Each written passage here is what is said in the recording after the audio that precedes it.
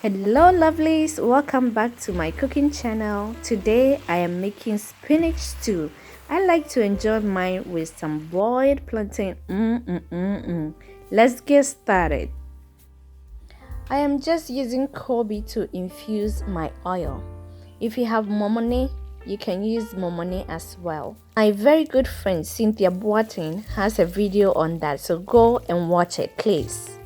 And also use any oil of your choice. I am using canola oil. I'm just going to add 2 medium-sized onions that I chop already. And fry this for about 5 minutes or until the onions are wilted. And you're going to add a tablespoon of garlic, chopped garlic. And continue frying for about 2 minutes. If today is your first time here, you are warmly welcome. If you haven't done so already, please hit the red subscribing button below your video and join this wonderful group, okay? Now I am going to add 3 chopped fresh tomatoes. Let it fry for about 5 minutes or so and add pepper. I'm adding just a teaspoon of cayenne pepper. Give it a stir and continue frying. So this is melon seeds that I just mixed with a little bit of water. Some people call it egusi, we call it agushie. So add the agushie to your stew. Cover it. You want to cover it because you want to cook your agushie completely. After some time, open it and stir it nicely and cover it again. Most people don't add tomatoes to their spinach stew. So let me know in the comment section if you add tomatoes to yours or you don't.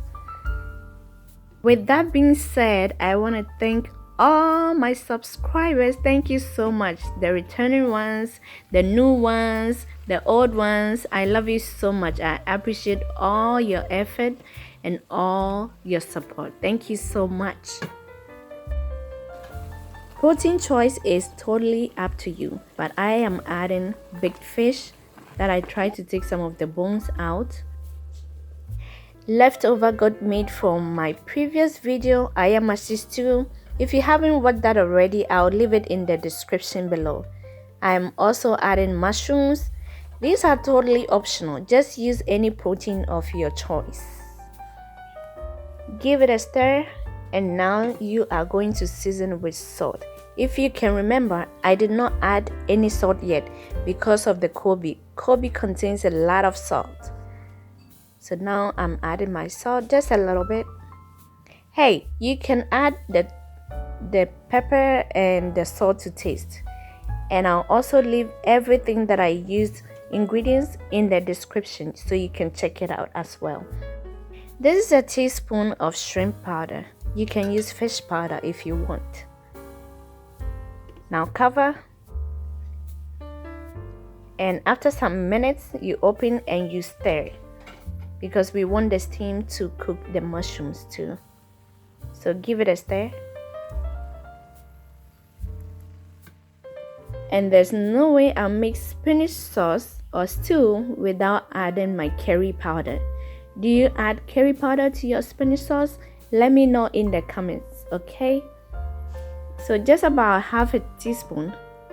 I'll give it a quick stir and I'll cover one more time and come back and check on it later. A couple of minutes later, I am checking on it and it's doing good. It smells amazing. Mushrooms are already cooked. Now I am going to add the spinach. This is frozen spinach that I throw on the countertop, and I also squeeze the water out of it. Now if you want your sauce to be liquidy, then you should leave most of the moisture in the spinach, but I did not want that, so I squeezed the water out. You can as well use fresh spinach.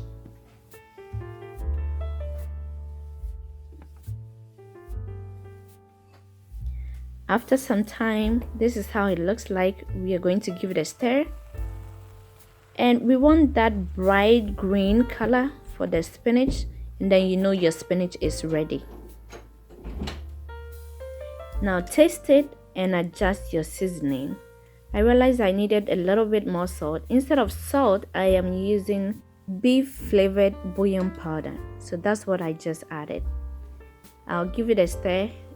Now back there in Ghana, anytime we prepare spinach sauce, we add turkey berry or abedru, aka kwaunsuswa, in it, but I don't have it. So there's this thing that I add to my spinach sauce that brings back memory, and that is peas, sweet peas. So I'm adding a 1/4 cup of sweet peas and 1/3 cup of beans, kidney beans. These two add-ons are totally optional, but I recommend you should try it. Give it a try and you will love it. After stirring nicely, cover this.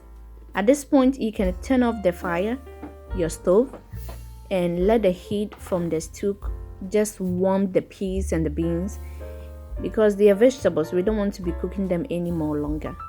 Your stew is ready. How nice is that?